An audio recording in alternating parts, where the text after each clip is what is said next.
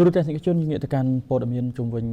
បញ្ហាតានតឹងនៅខាងសមុទ្រចិនខាងត្បូងក្នុងនោះចិនជាថ្មីម្ដងទៀតបានប្រមានដល់ហ្វីលីពីនកុំឲ្យប្រឡែងលេងជាមួយភ្លើងជុំវិញសមយុទ្ធថ្មីរវាងហ្វីលីពីននិងសហរដ្ឋអាមេរិក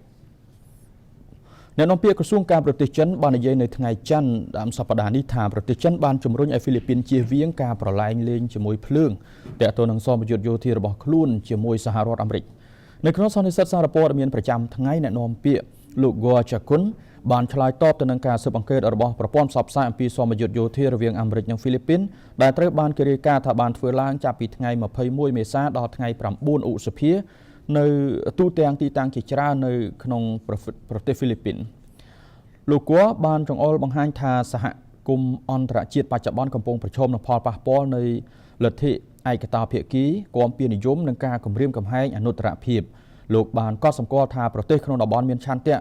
លើកកម្ពស់ការឯកភាពនិងកិច្ចសហប្រតិបត្តិការពារស្ថិរភាពក្នុងតំបន់និងរួមគ្នាដោះស្រាយបញ្ហាប្រឈមនានា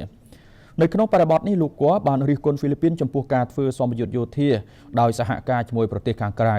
សកម្មភាពទាំងនេះដែលពាក់ព័ន្ធនឹងការណែនាំនិងការដាក់ពង្រាយអាវុធយុទ្ធសាស្ត្រនិងតាក់ទិកធ្វើឲ្យប៉ះពាល់ដល់ស្ថិរភាពក្នុងតំបន់និងកំណើនសេដ្ឋកិច្ចដោយបន្ថែមថាជំហររបស់ហ្វីលីពីនបានបើកជំហរខ្លួនឯងនៅក្នុងការប្រឆាំងទៅនឹងប្រទេសក្នុងតំបន់ផ្សេងទៀតហើយបានបង្កឲ្យមានការស្អប់ខ្ពើមនឹងការប្រឆាំងយ៉ាងទូលំទូលាយនៅក្នុងតំបន់